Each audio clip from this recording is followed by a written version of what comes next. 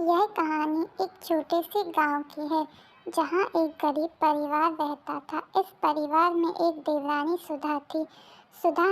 सुधा के पति रामू मजदूरी करते थे और वे दोनों किसी तरह अपना जीवन यापन करते थे।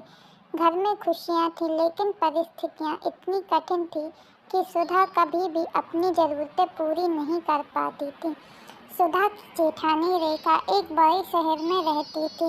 रेखा का पति एक बड़ा व्यापारी था और उनका परिवार बहुत संपन्न था। रेखा हर बार त्योहारों के अवसर पर अपने छोटे गांव के रिश्तेदारों को बुलाती थी और उन्हें अपनी समृद्धि का एहसास कराती थी। उसका घर बड़े बड़े गहनों से सजा होता था और हर बार वह अपने रिश्तेदारों को महंगे कपड़े और उपहार देती थी। इस बार मकर संक्रांति के दिन रेखा ने सुधा को भी अपने घर बुलाया। सुधा थोड़ा हिचकिचाई लेकिन उसके दिल में यह विचार आया कि इस बार शायद वह अपनी जेठानी के घर जाकर थोड़ा आराम कर सकेगी।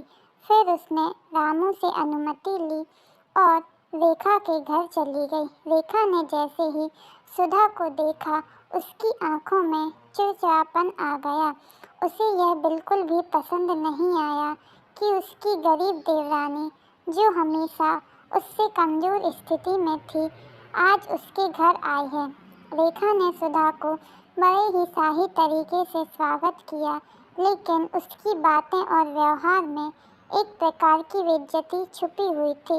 उसने सुधा को महंगे कपड़े पहनने का सुझाव दिया लेकिन सुधा के पास उतने पैसे नहीं थे और वह अपना पुराना और साधारण सा कपड़ा पहनकर ही आई थी।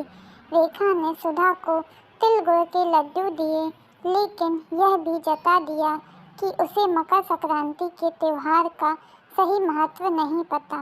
रेखा का यह व्यवहार सुधा के लिए असहनीय था लेकिन वह कुछ नहीं बोली। वह सोच रही थी कि आखिर क्यों उसकी जेठानी को यह भरी संपत्ति और ऐश्वर्य दिखाना जरूरी है। सुधा के मन में यह सवाल आया कि क्या पैसे और भौतिक संपत्ति ही सच्ची खुशियाँ देती हैं।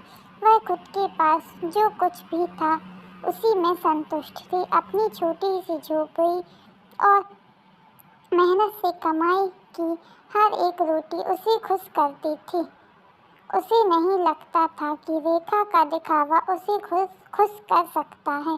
कुछ समय बाद रेखा ने अपने घर के आंगन में पतंगबाजी का आयोजन किया। वह चाहती थी कि सुधा भी उसकी तरह पतंग उड़ाए लेकिन सुधा को यह सब दिखावा अच्छा नहीं लगा।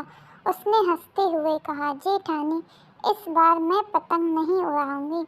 मैं चाहती हूँ कि हम सब साथ में बैठकर तिल गुड़ खाएं और अच्छे से इस दिन को मनाएं। रेखा थोड़ी चौंकी लेकिन उसने नकारात्मक प्रतिक्रिया नहीं दी। उसने सोचा कम से कम सुधा अपने तरीके से इस दिन को जश्न मना रही है। सुधा और रिश्तेदार तिल गुड़ के लड्डू दिए और साथ में थोड़ी बातें की।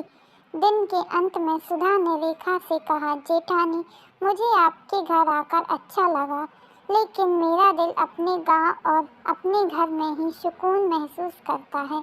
मैं अपनी छोटी सी दुनिया में खुश हूँ और मुझे वहीं अच्छा लगता है। रेखा को यह बातें सुनकर थोड़ा महसूस हुआ कि जो चीज़ उसके पास है वो सब सिर्फ बाहरी दिखावा है। सच्ची खुशी तो अपने छोटे से परिवार और संतुष्टि में है। इस दिन के बाद रेखा ने अपने जीवन में थोड़ा बदलाव महसूस किया।